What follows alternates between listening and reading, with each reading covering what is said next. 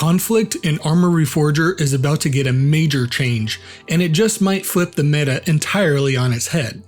To put it in perspective, right now, if you want to lay siege to a base or mount a defense, it's critical to have someone with the radio backpack hide out close to the objective in a safe place so that teammates can spawn on them for eternity. But recently, a developer from Bohemia Interactive has admitted that this results in boring gameplay for the player with the radio, and they're going to be making changes to this system entirely. To quote Zozo from Bohemia, "I'd like to keep the spawning on radios.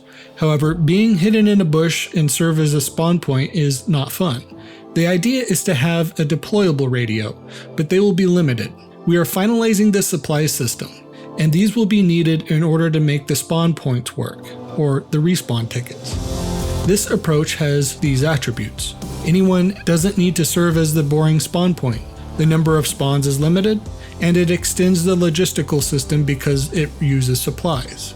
This means that the respawn system is going to be linked to the supply system, and each radio that's placed down will have a fixed number of tickets which can be replenished with supplies.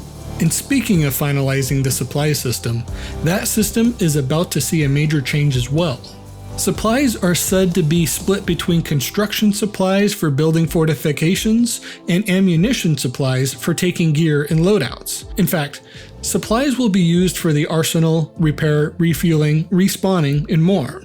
What's also exciting is that supplies won't be limited to the supply truck anymore. They're said to be physical objects and visible in vehicles, bases, or wherever you place them.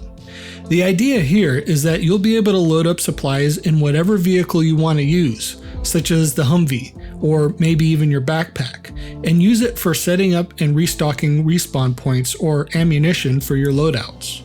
To quote Zozo again, "I think with the new supply system, it will be more about freedom to choose what you need exactly now.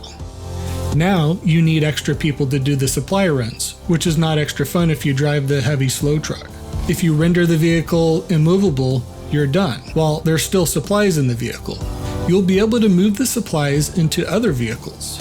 However, if there's still people driving the supply trucks, it'll be an extra bonus for your team." Personally, I'm a big fan of how this system is described.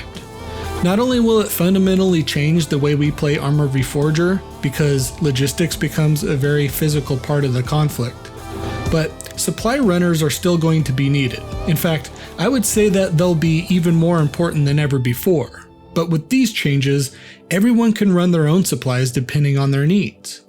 And now the conflict won't hinge on two radio men hiding in a bush, but it's up to whoever is able to keep their spawn points supplied the best.